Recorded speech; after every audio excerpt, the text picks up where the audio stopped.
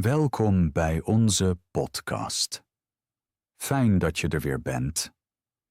Vandaag praten we over een onderwerp dat iedereen kent en dat vaak voorkomt in het dagelijks leven. Ook hallo van mij. We zijn blij dat je luistert. Het gaat over het weekend. Preciezer, hoe je in het Nederlands over het weekend praat. Misschien ken je deze situatie. Het is maandagochtend. Je bent op je werk, op school of in de taalkursus. Iedereen komt langzaam weer in het ritme. Men zegt, goedemorgen. Je pakt een koffie. En dan hoor je heel vaak een bepaalde vraag. De vraag is, hoe was je weekend? Of, wat heb je in het weekend gedaan? Je hoort deze vraag echt overal. Op het werk, op kantoor, in de taalkursus of zelfs bij de buren. En toch voelen veel mensen die Nederlands leren zich bij deze vraag onzeker. Het eerste waar je misschien aan denkt is, oh nee, nu moet ik in de verleden tijd praten. Dat kan ik nog niet. Ja, dat herken ik. Anderen missen ook de woorden. Vroeger had ik precies hetzelfde. Ik miste vaak de woorden en voelde me daardoor onzeker bij het spreken. Precies daarom maken wij deze podcast. Wij laten je stap voor stap zien hoe je zulke situaties in het dagelijks leven goed aanpakt. In deze podcast leer je alle belangrijke zinnen die je echt nodig hebt. Geen ingewikkelde voorbeelden, maar zinnen die je meteen kunt gebruiken. We werken met eenvoudige woorden en duidelijke structuren. Zo kun je de zinnen makkelijk begrijpen en goed onthouden. Je leert hier niet alleen losse woorden, je leert ook uitdrukkingen en vragen en hoe je ze in het echte leven gebruikt. Blijf gerust tot het einde luisteren. Daar geven we jullie tips voor een makkelijke routine rond het weekend. Voordat we over onze weekenden praten, laten we kort uitleggen wat het weekend eigenlijk is. Ja, goed idee. Het weekend zijn de dagen aan het einde van de week. Voor de meeste mensen begint het weekend op zaterdag. En het eindigt op zondag. Zaterdag en zondag horen dus bij het weekend. De andere dagen, maandag tot en met vrijdag, zijn voor veel mensen werkdagen of schooldagen. In het weekend zijn veel mensen vrij. Dat betekent dat ze niet hoeven te werken of naar school te gaan. Vrij zijn betekent dat je tijd voor jezelf hebt. Tijd om uit te rusten voor vrienden of voor de familie. Toch werken sommige mensen in het weekend. Voor hen zijn zaterdag en zondag gewone werkdagen. Ze zijn dan op andere dagen vrij. Ja, bijvoorbeeld mensen in het ziekenhuis, in het restaurant of in de supermarkt. Daar werkt men ook in het weekend, omdat die plaatsen altijd nodig zijn. In het ziekenhuis moeten mensen verzorgd worden, ook op zaterdag en zondag. Ziekte en noodgevallen nemen geen weekend. In restaurants werkt men vaak in het weekend. Dan hebben veel mensen tijd om uit eten te gaan. Voor deze mensen begint de werkdag vaak juist als anderen vrij zijn. In de supermarkt is het net zo. Veel mensen doen in het weekend boodschappen, dus de winkels moeten open zijn. Voor deze mensen ziet het weekend er anders uit. Zij werken als anderen vrij zijn en rusten op andere dagen. Toch praten ook zij over het weekend. Het gaat niet alleen om vrij zijn, maar om de dagen zaterdag en zondag. En precies daarom kan iedereen over zijn weekend praten, of je nu gewerkt hebt of niet. Je kunt bijvoorbeeld zeggen, In het weekend heb ik gewerkt. Of ik had dienst in het ziekenhuis. Of ik heb in het restaurant gewerkt en was 's avonds moe. Ook dat zijn heel normale weekendzinnen. Ja, dat kan ik me voorstellen. Als je dat zo hoort, merk je het grote verschil met de week. Door de week ziet ons dagelijks leven er heel anders uit. Ja, door de week werken we veel samen. We plannen lessen, bereiden afleveringen voor en praten met cursisten. Als docenten moeten we veel vooruitdenken. We vragen: wat hebben de cursisten nodig? Wat helpt hen echt? En als podcast-hosts plannen we thema's, schrijven we scripts en nemen we afleveringen op. Dat is leuk, maar ook werk. Door de week hebben we vaak vaste tijden, vergaderingen, opnames, voorbereiding. Eerlijk gezegd ben ik blij dat ik in het weekend niet hoef te werken. Na een lange week voelt het goed om echt vrij te zijn. Ja, dat is bij mij hetzelfde. Vrij zijn betekent voor mij geen wekker zetten. Ik heb dan geen strak plan. Geen wekker zetten betekent dat je kunt uitslapen. Je staat later op en begint de dag heel rustig. Precies. En het weekend voelt dan anders dan de week. Je hebt meer tijd voor jezelf. Voor mij betekent dat dat ik langzamer kan zijn. Ik hoef niet te functioneren zoals door de week. Nu ben ik echt benieuwd naar jouw weekend. Marcus, hoe was het voor jou? Wat heb je op zaterdag en op zondag gedaan?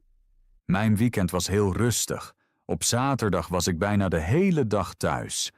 Ik las en ruimde een beetje op. Het was fijn om geen tijdsdruk te hebben.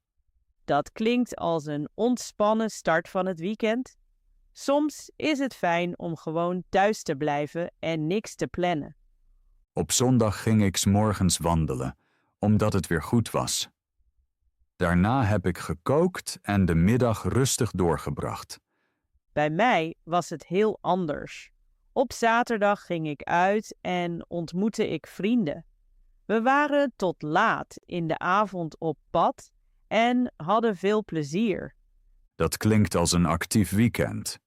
Na zo'n avond ben je de volgende dag vaak moe. Precies zo was het. Op zondag sliep ik lang, ontbeet langzaam en begon de dag rustig. Ik had wat tijd nodig om weer energie te krijgen. Je ziet hier goed hoe verschillend een weekend kan zijn. Het mijne was rustig en het jouwe was juist levendig. Precies. Het weekend is vaak belangrijk, omdat de week erg vol is. Veel mensen werken of leren van maandag tot en met vrijdag en hebben weinig tijd voor zichzelf. Ja, door de weeks is het leven vaak stressvol. Men staat vroeg op, gaat naar werk of school en heeft veel afspraken. Afspraken zijn vaste tijden, bijvoorbeeld voor werk, vergaderingen of cursussen. Je kunt ze niet zomaar verschuiven. Precies. En daarom kijken veel mensen uit naar het weekend. Dan heb je meer vrije tijd. Vrij zijn betekent dat je zelf kiest wat je doet. Je hoeft niet meteen te presteren. Ik verheug me in het weekend vooral op langzaam doen. Ik kan langer slapen en de dag rustig beginnen. Bij mij is het vergelijkbaar, maar ik kijk ook uit naar afspreken met vrienden.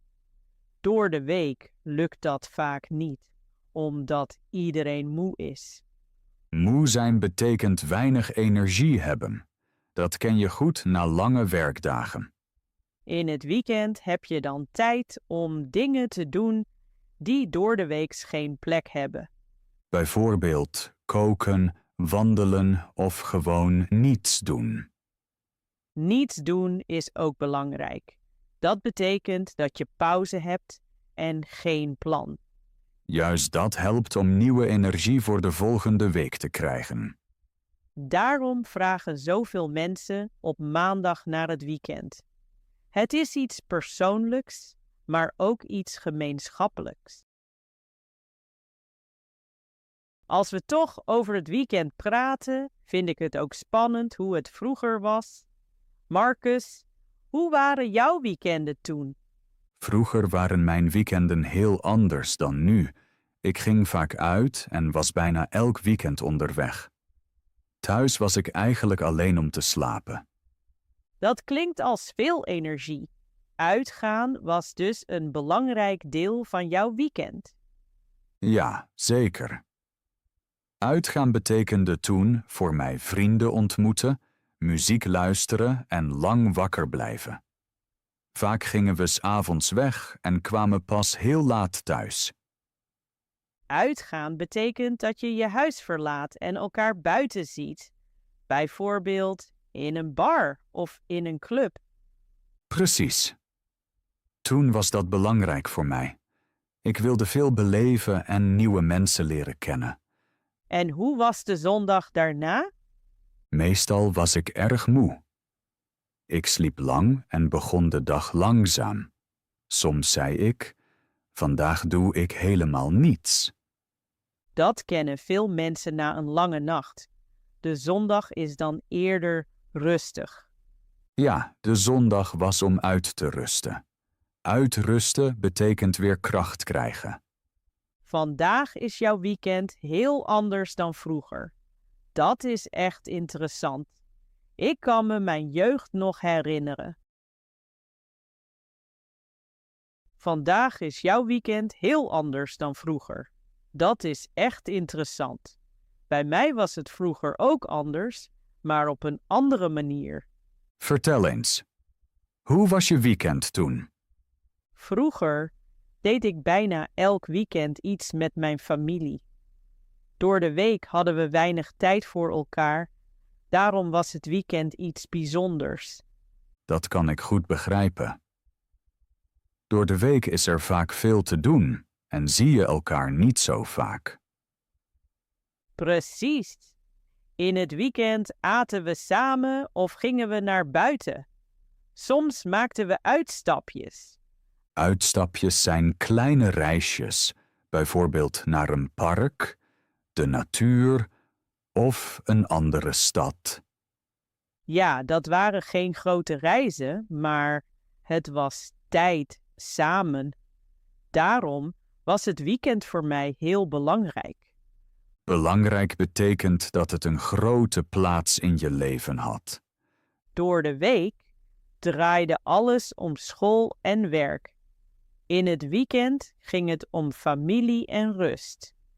Dat laat goed zien waarom veel mensen naar het weekend uitkijken. Ja, omdat je dan tijd hebt voor dingen die door de week missen.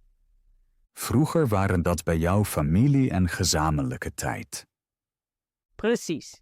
En ook vandaag is het weekend voor veel mensen iets bijzonders. Of je nu met familie, vrienden of alleen bent. Het belangrijkste is dat je kunt afschakelen en even uit het dagelijks leven stapt. Afschakelen betekent dat je niet aan werk of afspraken denkt. En precies dat maakt het weekend voor velen zo waardevol. We hebben nu een kleine vraag aan jullie, gewoon uit interesse. En omdat ze perfect is om Nederlands te oefenen. Vertel ons wat je in het weekend doet. Zo gebruik je precies de woorden waar we net over hebben gesproken. Dat is een heel goede oefening. Je denkt even na, maakt een zin en gebruikt Nederlands in je dagelijks leven. Je hoeft niets uit te leggen en niets perfect te schrijven. 1 simpele zin is al genoeg. Bijvoorbeeld, in het weekend ben ik thuis. Of, op zaterdag ontmoet ik vrienden of mijn familie. Als je wilt, schrijf je zin in de reacties. Zo oefen je schrijven, maar ook denken in het Nederlands. En je merkt, het is helemaal niet moeilijk. Juist zulke kleine oefeningen helpen om zekerder te worden. Als je over het weekend wilt praten, begin heel klein. Je hebt geen lang verhaal nodig, maar 1 duidelijke gedachte. 1 simpele zin is vaak al perfect. Ja, veel mensen denken dat ze alles precies moeten vertellen, maar dat klopt niet. Voor de start is het genoeg om te zeggen of het weekend rustig of actief was. Een goede tip is om maar 3 dingen te onthouden: zaterdag, zondag en een gevoel. Vaak heb je niet meer nodig. Bijvoorbeeld, op zaterdag was ik thuis. Op zondag heb ik vrienden ontmoet. Mijn weekend was fijn. Het helpt ook om altijd met het tijdwoord te beginnen. In het weekend, op zaterdag of op zondag geven meteen richting. Zo weet de ander meteen wanneer iets gebeurde. En je hebt al het eerste deel van de zin klaar. Een verdere tip is herhaling. Het weekend komt elke week terug en de vragen ook. Precies, dat is een grote kans. Je kunt elke week dezelfde zinnen gebruiken en maar 1 woord veranderen. Bijvoorbeeld, dit weekend was ik thuis. Het vorige weekend was ik onderweg. Of, op zaterdag heb ik gewerkt. Op zaterdag heb ik gerust.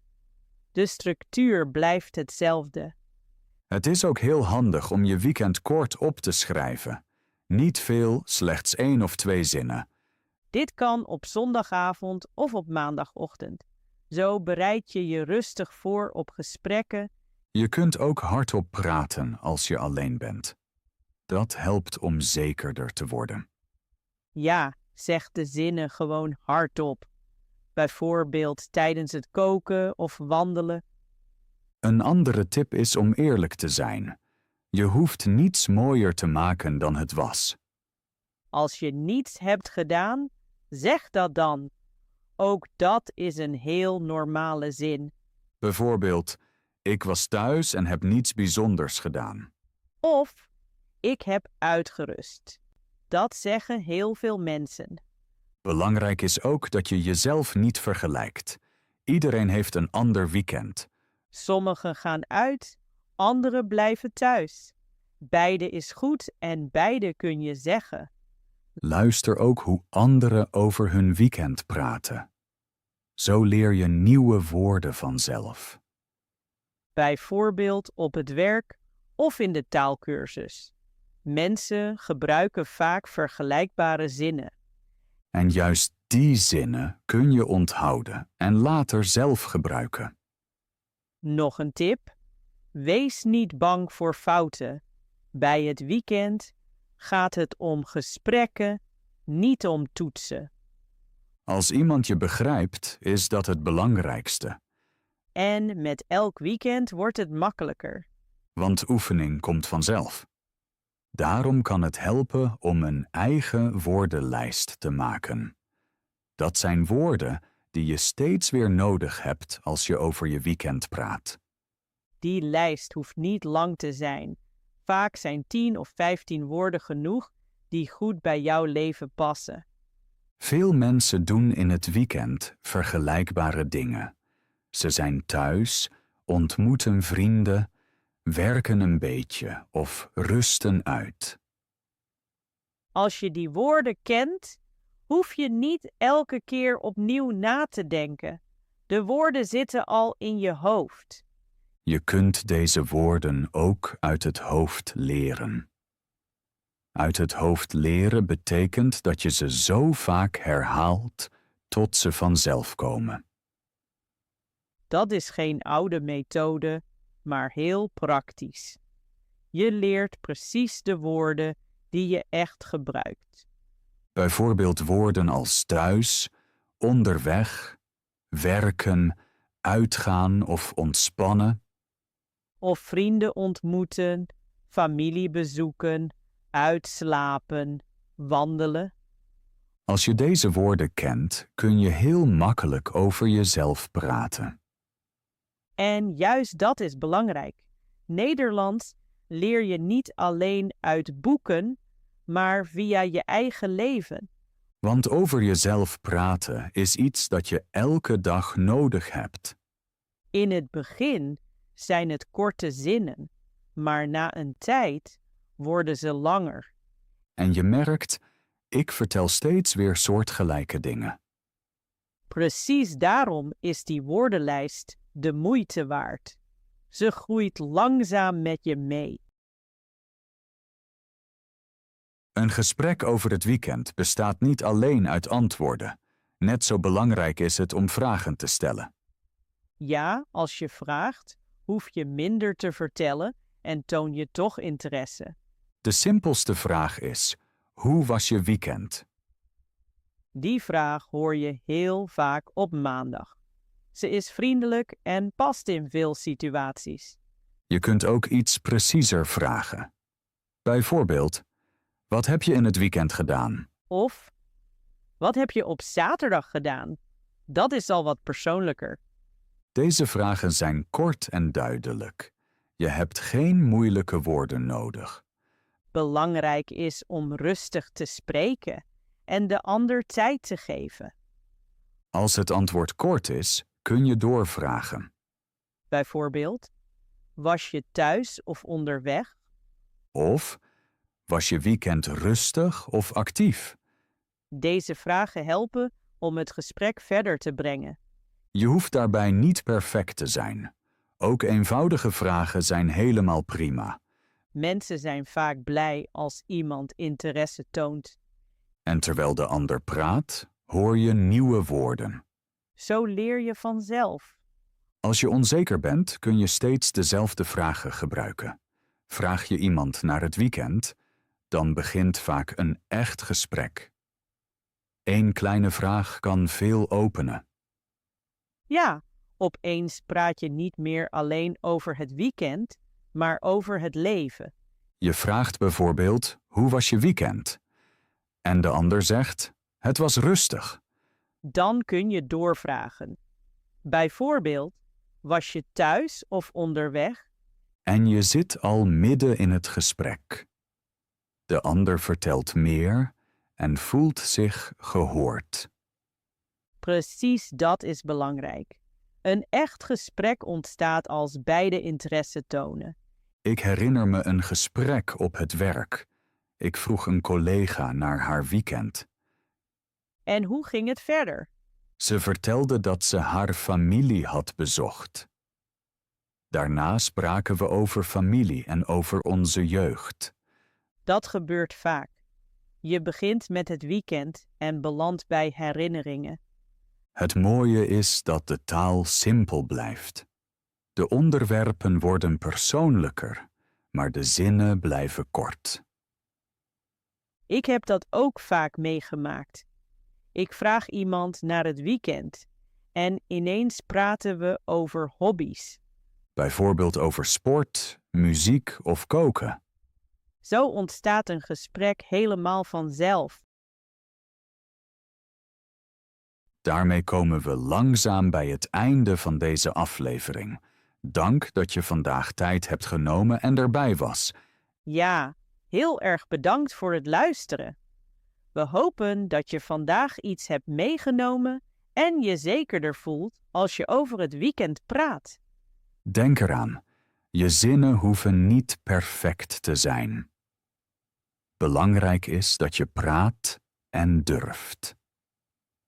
Precies, Nederlands leer je in het dagelijks leven, met kleine gesprekken en met onderwerpen die je echt raken. Vond je deze aflevering leuk? Luister dan ook gerust naar onze andere afleveringen. En nu zijn we benieuwd. Welk onderwerp willen jullie de volgende keer horen? Schrijf ons gerust waarover je in het dagelijks leven vaker wilt praten. Werk, familie, vakantie, gevoelens of iets heel anders. We zijn blij met jullie ideeën. En natuurlijk zijn we blij als je er de volgende keer weer bij bent. Bedankt voor het luisteren. Tot de volgende aflevering. Het gaat je goed. Doei!